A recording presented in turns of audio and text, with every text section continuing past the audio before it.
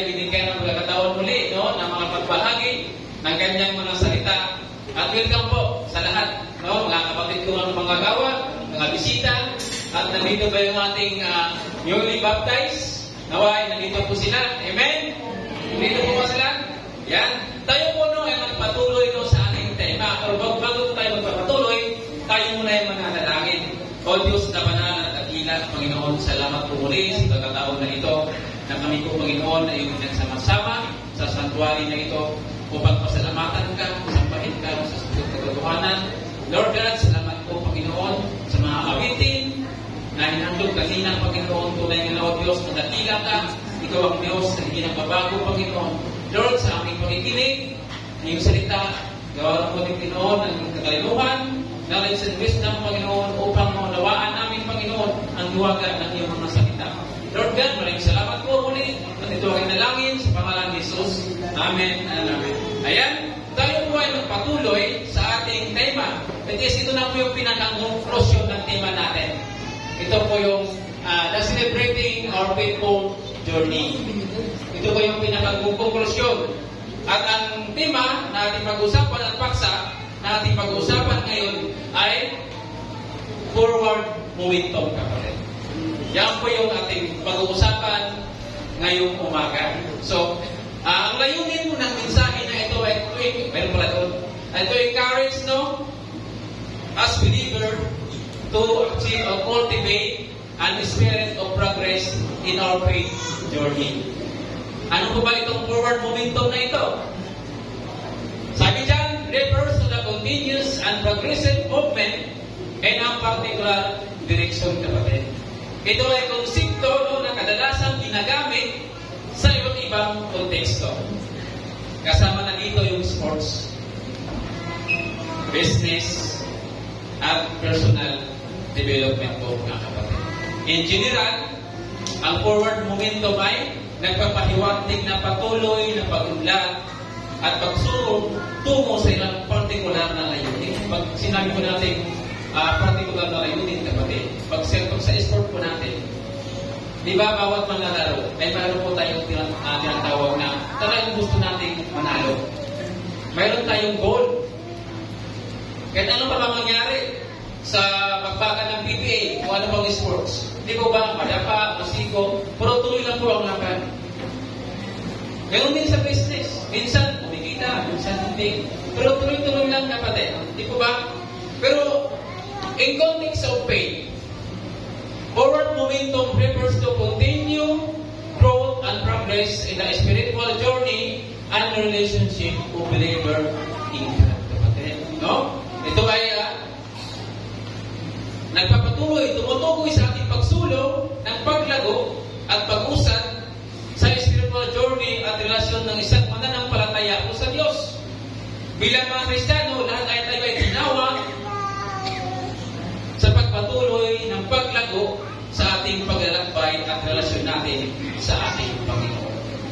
Marami ang mga tao ngayon, mga kapatid, ay hindi na kayang i-handle, no? Ang mga struggle sa buhay, lalo na yung mga lumaranas na mabigat po na sa ulit.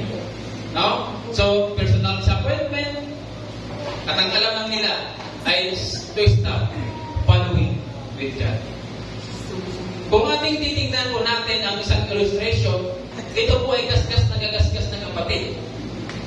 Ang ginawa ko itong illustration, itong si Stephen John Aquari. Kung mapapansin natin, 1916 Olympic Marathon doon po sa Mexico City. No? Isa siya sa mga 75 people who started the race. Nahanap ko pa talaga yung picture na yan. Kung makikita natin, may bindahin na po siya sa kanyang tuhod. Dahil bago po dumating yung finish line, pinulikat po siya. Hindi po niya nakayanan, pero unti-unti pa rin siya tumuusan. Kahit alam niya talo na siya. Nagpatuloy pa rin siya sa hangganan. Kasi, alam niya, nung time na na-interview siya, nung in-interview siya, nung reporter, bakit hindi ka na lang nag-quit? Na alam mo nang talo ka na. Ang sabi niya yan, my country did not send me 5,000 miles to start the race. Sabi, they sent me 5,000 miles to finish the race. Di po ba? Kasi nagpatuloy siya, kapatid. Hindi ibig sabihin, hindi siya pinadala doon para magsimula na. Pinadala siya doon para tapusin po ang laban. Di po ba? Kaya, ibig sabihin, hindi lang, bilang Kristiyano, di po ba, dapat magpatuloy, dumaan tayo sa maraming pagsubok, struggle sa buhay. Pagka iwan mo po yung buhay natin, tuloy na po ang laban. Di po ba? Sabi niya, ang Kristiyano ay hindi lang 100 meter dash na tarihang tatakbuhin natin. Sa halip, ito ay mas katulad po ng isang marathon. Di po ba? Yung buhay natin Kristiyano. Ibig sabihin, ay hindi gaano mahalaga kung paano po sinimulan ng karera. Ang importante po, kung paano po tinapos yung karera natin. Di po ba? The show must go on, di po ba? Dapat ganun kayo bilang isang Kristiyano. Kaya dumaan ka lang sa mga pagsubok sa buhay, struggle, wala na. Hindi na po ako pupunta ng church. Bakit? Hindi ko alam kung nasa aking bangkis. Di po ba? Nanlupay-pay po tayo. Di po ba? Kaya, nga kapatid, no, dapat magpatuloy lang po tayo. Ang buhay Kristiyano ay palaging hamon sa atin. Ang naharap tayo sa mga hadlang at pagsubok po sa buhay. May mga challenges, bawat isa. No? May mga pagbabago, may mga crisis na kailangan natin harapin. Giving na po yan, kapatid. No? Sino po dito ang walang ganyan? Lahat po tayo ay dumaan sa lahat ng mga pagsubok. Walang pong exempted dyan, kapatid. Mayroon tayong mga kakilala. Ang ilang tao, naging bahagi na rin sa buhay natin. No? Naging bahagi po sa fellowship natin. Pero hindi na natin sila nakikita ngayon. Di po ba? Marami. Hindi lang dito. No? Sa ibang mga iglesia. Hindi natin sila nakikita. Kaya minsan, no? Napapaisip tayo, kumusta na kaya sila? They're still walking with the Lord? Ang tanong natin, lumagal na ba sila na nakaayon sa kaurupan ng ating Panginoon? Kung lumipat lang po sila ibang iglesia, they're still race, they're still part of the race. Kung lumipat na sila iglesia. But ang nakakalungkot ang kapatid, ang iba ay bumalik po sa kanilang lifestyle. At sa halip, lalo niyang kilalanin ng Panginoon, they stop pursuing intimacy with God. Yung po ang nakakalungkot. Ang ilan, lumipat man sila, okay lang. Ang iba, talagang tuluyan ang bumalik kung ano sila natin.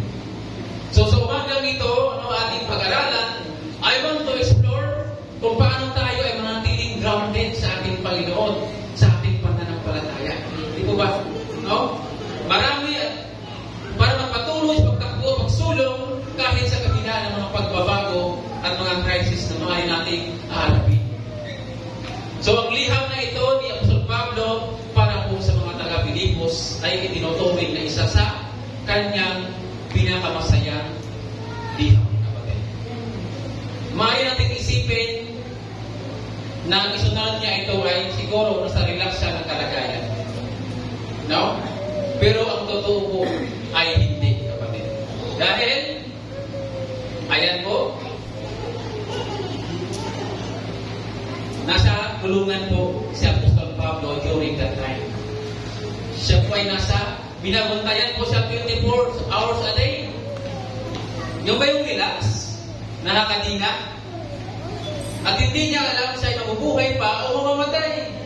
At ako'y naniniwala na kung mayroon tayong katulad na mindset o attitude ni Apostol Pablo, ikaw at ako, tayong lahat, ay matatapos na natin ang karera ito. Ano mo ba? At makakayanan ang pagsubok at tapusin ang karera. Kaya nga umagang ito, gusto ko ibahagi sa inyo ang tatlong commitment, kapatid, to help us to press on. Mapanatili ang forward momentum na ito. Di po ba? How to keep pressing on and maintain a forward momentum. Ayon po doon sa verse 12. Yan ba yung unang ating talalakay? Sabi dyan, pero basahin na po sa wikang Tagalog, dahil English po dyan, dahil English po yung aking Panginoon. Hindi sa nakamtam ko na mga bagay na ito. Hindi rin sa ako'y ganap na.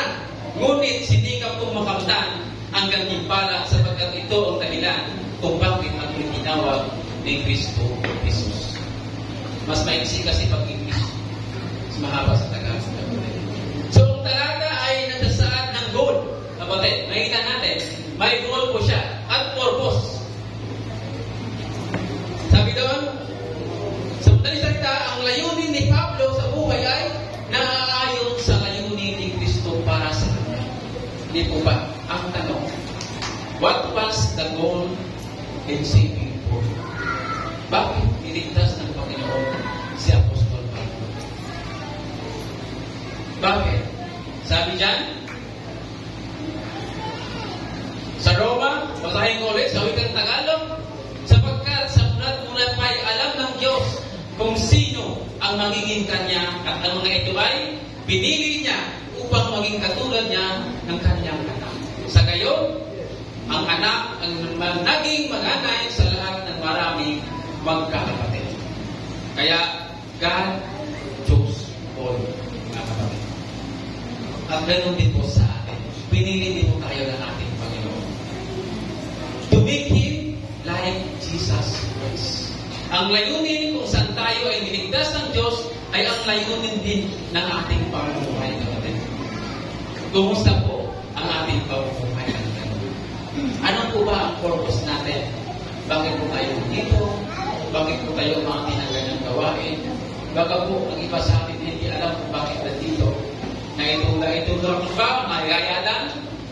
Hindi alam kung bakit nandito, kapatid. No? May mga purpose ba ang Panginoon sa pagliligtas kay Pablo? Of course, mayroon. Di po ba? It was to transform him into Christ-likeness, kapatid. The same purpose applied to all believers. Sa simula pa lamang, when God created humanity, we were made in His image. Di po ba? Doon sa Genesis 1:27. Dahil nagkasala ang tao, ito ang dahilan ng separation between God and humanity. Kasi yung gusto po natin, Christ-likeness, who perfectly reflected God's nature dapat.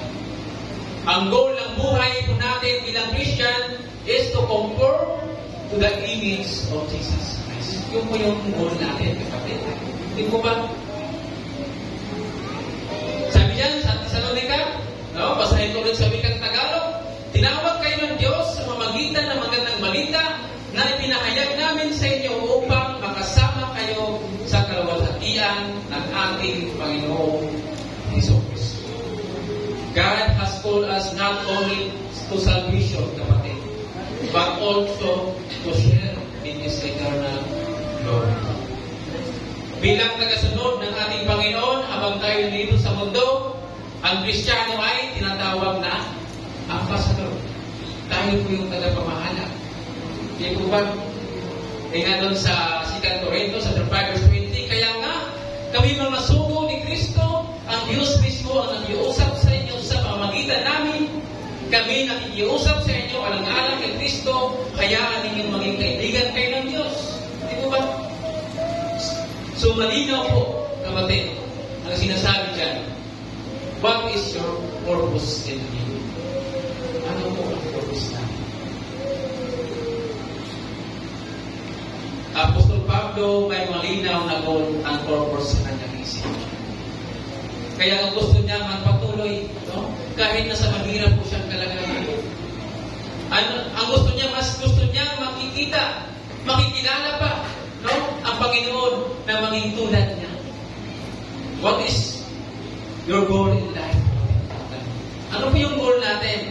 What is the one thing that you really want to accomplish in your life? No? What is your purpose in living? Ang tanong na yan, kapatid, ay mananatiling tanong kung wala po tayong gagawin sa buhay po natin. Kung gusto natin magpatuloy, ang una natin gawin ay we need to focus on our purpose. Di po ba? Tulad niyan, yun yung purpose ko, titirahin niyo yung gitna sa buhay natin. Ano ba yung purpose natin?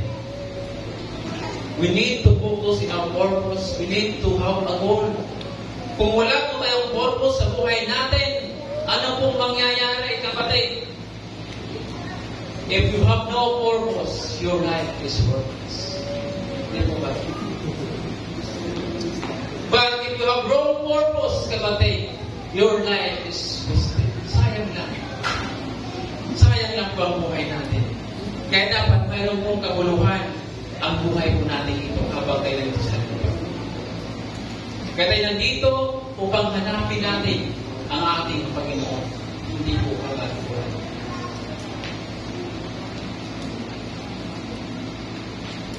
Sabi dyan, sapagkat ano ba ang mapalad sa tao, makamtan man niya ang buong daigdig. Ngunit, napapahamak naman ang kanyang sarili. Ano ba may babayad ng isang tao para mabawi ang kanyang buhay? Kaya walang saysay, kapatid, kung ano man po ang ating mga tapos na abot na pangarap sa buhay. Kung tayo man po ay nakapalayo sa ating Panginoon. Di po ba? Dapat gamitin natin ang ating mga talento sa pagpupuri sa ating Panginoon. Kaya walang saysay. Kung tayo may naabot na natin, nakamta na natin ang lahat ng ibinigay ng mundo. Pero ang buhay mo ay napapahamak naman. Lumayo ka naman sa ating Panginoon. Ibig sabihin, mayroong mga bagay na mas mahalaga po sa pera. Amen o ba? Ang ating kaluluwa ay mas mahalaga kaysa pera. Pero ang nakakalungkot lamang, people nowadays ay nakatuon po lamang sa mga bagay na ibinigay po sa mundo. Pero si Apostol Pablo, he made his purpose in life clear, kapatid. I want to know Christ. I want to know Christ. Be like Him. I want to know Christ personally. Sabi dyan, that I may know Him and the power of His resurrection and the fellowship of His suffering, being conformed to His death. Di po ba? In verse 10, Paul said, that I may know Him.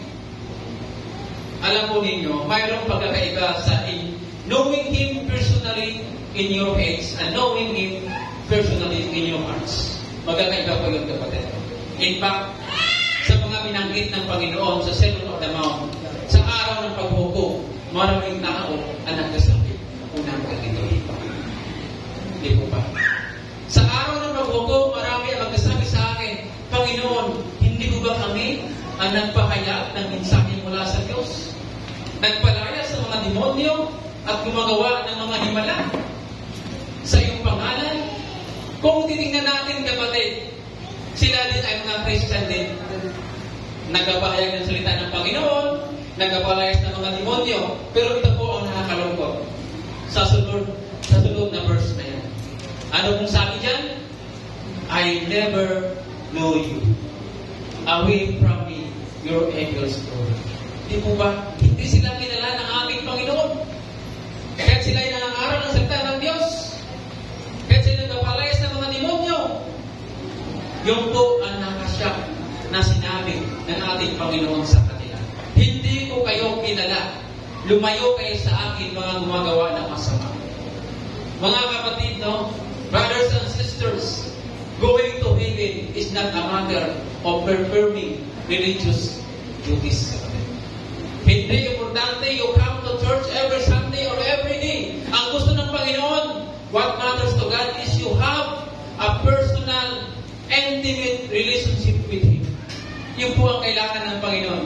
Hindi po itong usaping relihiyon, kapatid, na mayroon po tayo. At having relationship with Him, yan po ang gustong mangyari.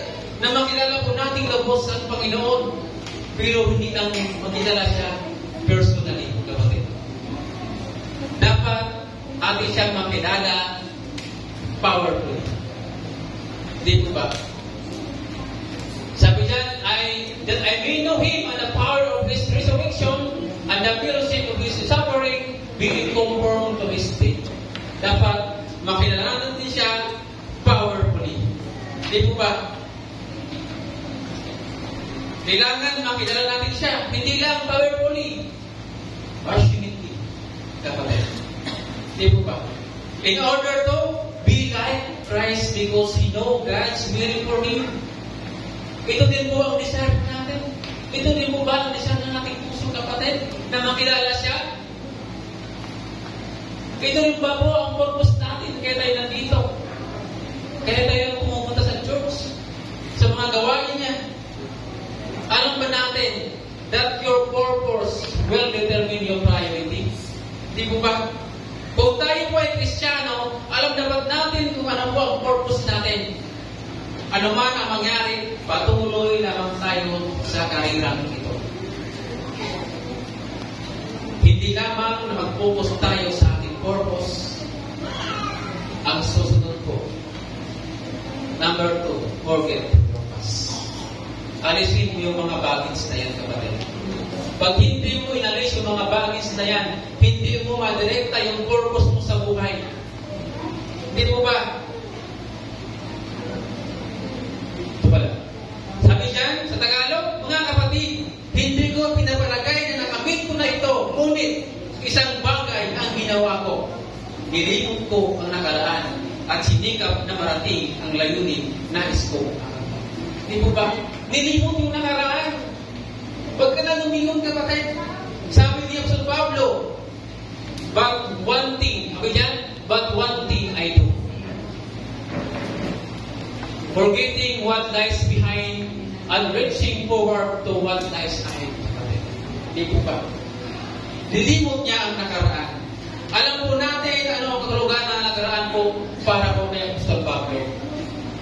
Siya po yung tao na may have authority from the highest place to seek out the Christian and he used his authority to kill Christian. Siya po yung taga-usip ng time na yun ng mga Kristiyano. To murder them, kapatid. At sinabi niya mismo sa kanyang bibig, no? At ako ang pinakamasama sa lahat ng mga kasalanan. Sinabi niya yun doon sa unang Timothy, chapter 1, verse 15. Inamin niya mismo sa kanyang sarili. So brothers and sisters, una, we need to forget our past guilt, kapatid. No? Hindi mo maaaring paitulutan ang mga bagay na maganda kung hindi mo natin i-let go ang nakaraan. Hindi mo ba? I-let go na natin. Patuloy lamang tayong mag-hold back sa atin yung nakaraan na yun. You know our God. He's a God of many chances, kapatid. No? Second, third, etc. Sa tao, may hangganan yung chances na yun. Sa Panginoon, wala pa. Hindi po mahalaga kung gaano kalalim ang ating pagkakasala. Ang importante kung paano tayo nagsisi sa nagawa nating kasalanan. Di po ba sabi niyan? It doesn't matter how deep you sunk in sin. What matter is what God does if you repent. Yan po ang importante ng Panginoon. Hindi mahalaga kung gaano kadami ang kalalim ng iyong pagkakasala. Ang gusto niya, mag-repent po tayo. Di po ba? Dahil sa Tito 3:5, iniligtas niya tayo hindi dahil sa ating mabuting gawa, kundi dahil sa kanyang habag sa atin. Tayo pinanganak na muli sa pamagitan ng tubig at tayo ay pinagaw ng Espiritu Santo. The Bible says, do with bitterness, take root in your heart.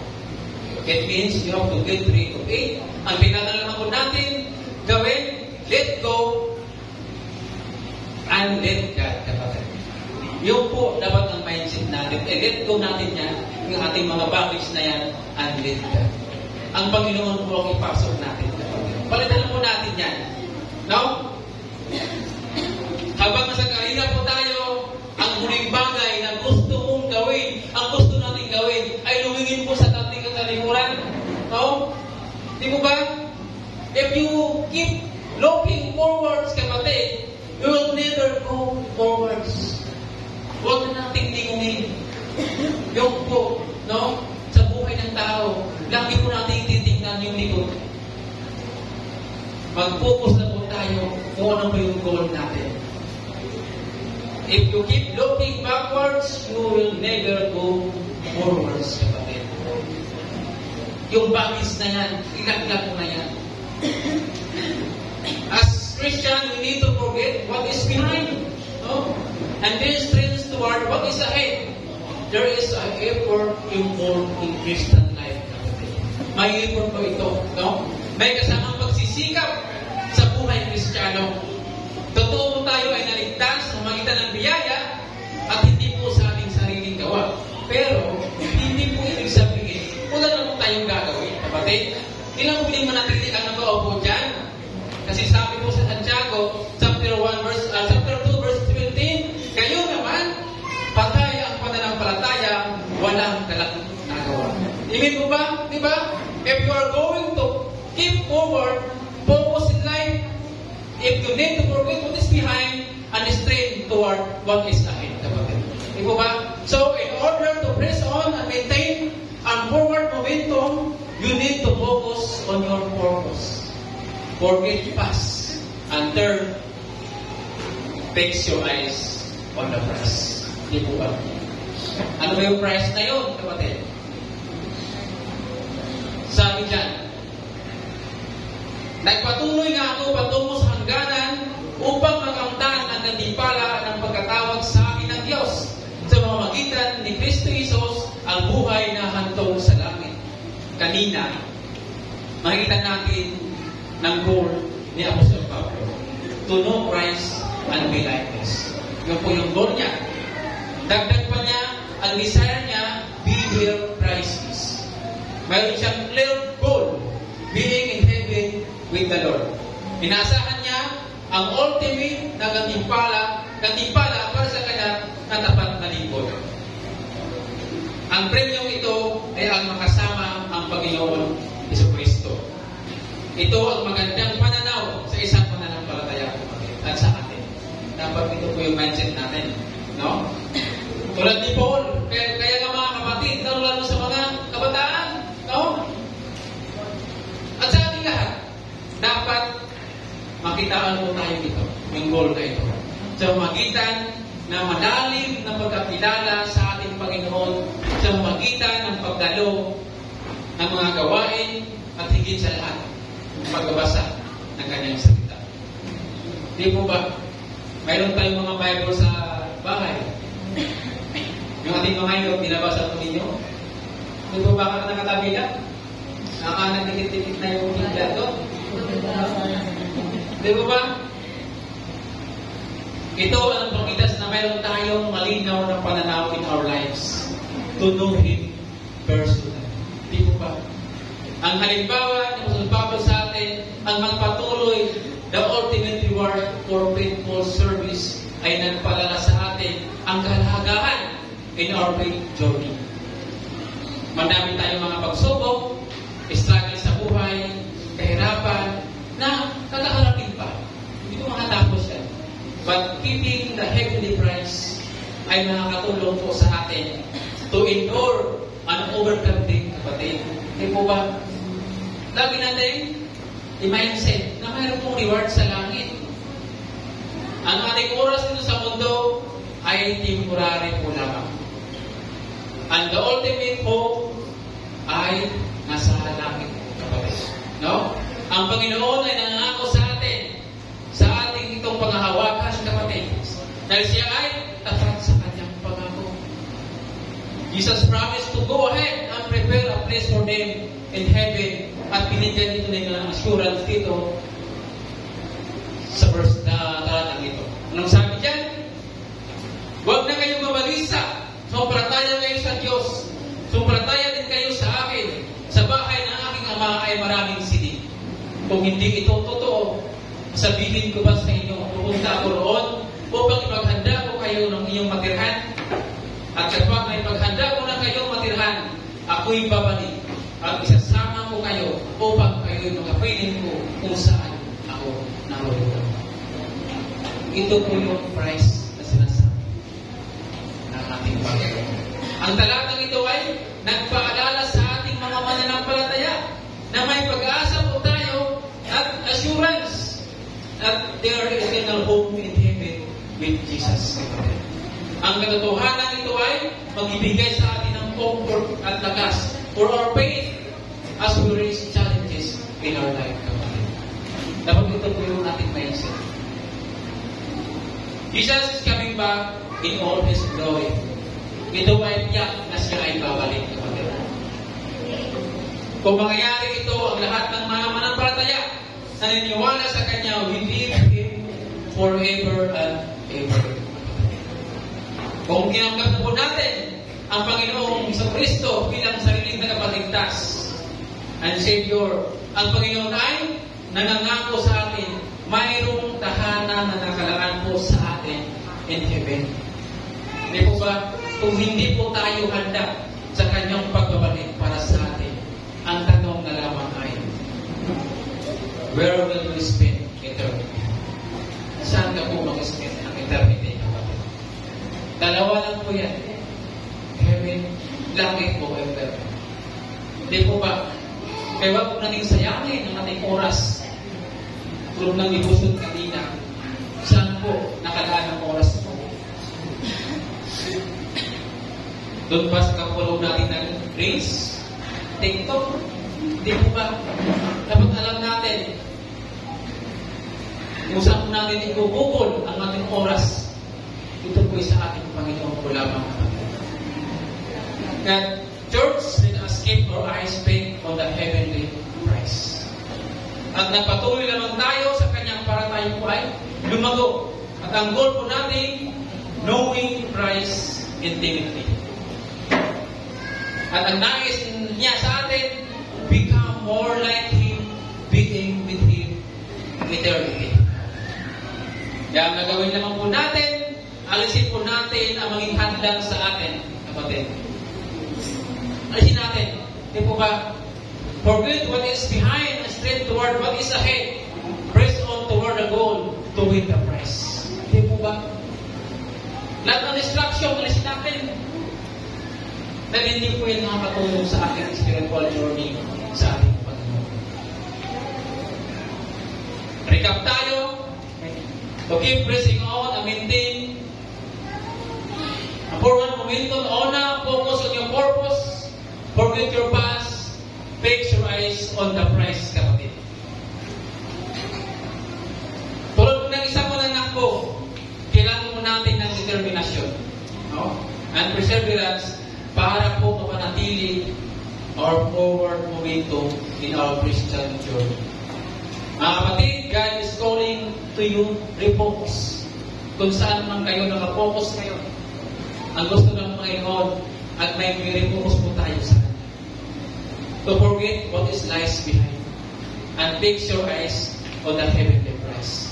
Sa araw na ito, kapatid, no? You can make commitments na hanapin siya with renewed passion. Yung po ang kailangan natin. Desiring to know Him, Christ, personally, and be more like Him.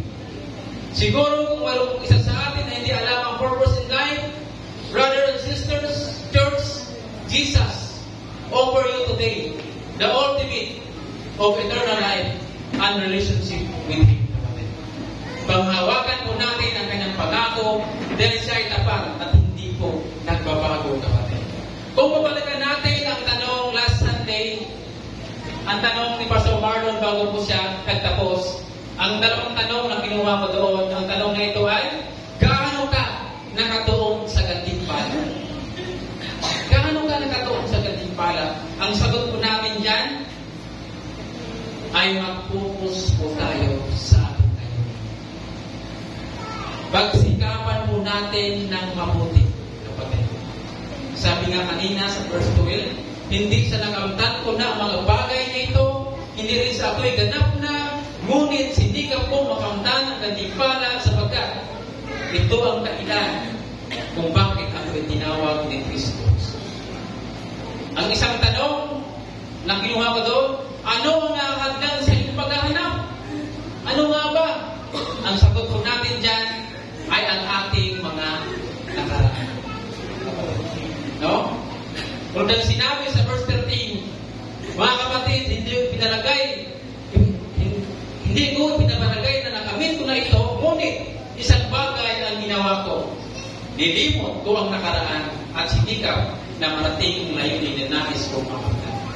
Hindi po natin makakamit yan, kapatid, kung hindi natin lumutin ang ating nakaraan. Bawat isa sa atin ay mayroon po tayong mga baggage. Amen po ba? Kung hindi po natin ibagsak yan, hindi po marating yung heavenly prize na ito. Kaya church, unawain po natin na ito mabuti ang pahayag po ng ating Panginoon sa magitan ni Apostol Pablo. Kaya, ang batayan natin, ito pong Biblia. Now, sabi nga ni John MacArthur, no church remains healthy long if the pulpit is not strong. And no pulpit is strong if the Bible is not the business of the preaching. Di po ba?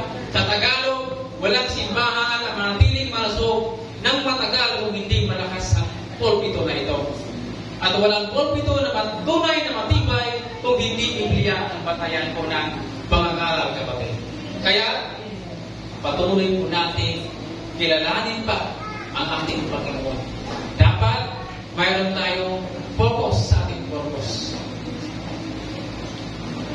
Forget your past and fix your eyes in Jesus. Yun lamang po at maraming magandang